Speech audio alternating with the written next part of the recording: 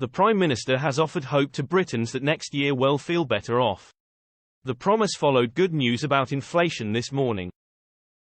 Rishi Sunak has vowed that he'll maintain discipline on public spending and tax in order to continue bringing down inflation. The Prime Minister promised that he passionately believes he can revive the UK economy and is really optimistic and confident about the years ahead. Asked by The Times whether people will feel better off this time next year, Mr. Sunak said, "That's my job, to make sure that not just happens but they feel that that's happening. You can start to see now that there is a prospect of wages growing faster than inflation going forward." The government was buoyed by figures published this morning showing inflation fell from 7.9% to just 6.8% last month, putting the Prime Minister well on the way to meeting his target to halve inflation. Following the news, Britain's pay packets are now on track to be rising faster than the CPI rate of inflation, for the first time in 19 months.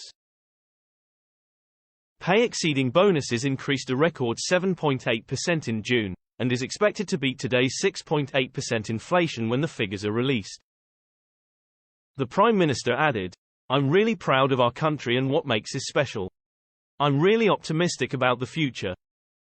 Mr. Sunak also took a swipe at Labour leader Sir Keir Starmer, accusing him of abdicating his responsibility over inflation by pledging a £28 billion investment plan in green energy, and refusing to rule out future public sector pay rises.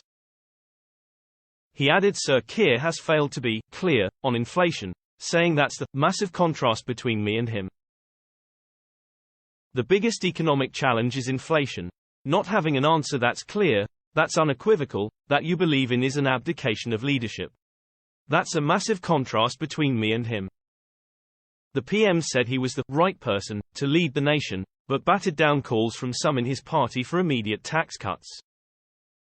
He added that not spending on public sector pay or unfunded tax cuts are part of being disciplined with the nation's finances. Mr. Sunak also confirmed to The Times that the pension triple lock will rise in line with inflation, setting pensioners up for another whopping increase of 7%, after this year's 10.1% rise. The Prime Minister is staying resolute on the policy, despite warning such an increase will cost £2 billion. Also speaking to ITV today, Mr. Sunak promised the economy would eventually respond to higher Bank of England interest rates, but said there will be a lag between rate rises and their effect.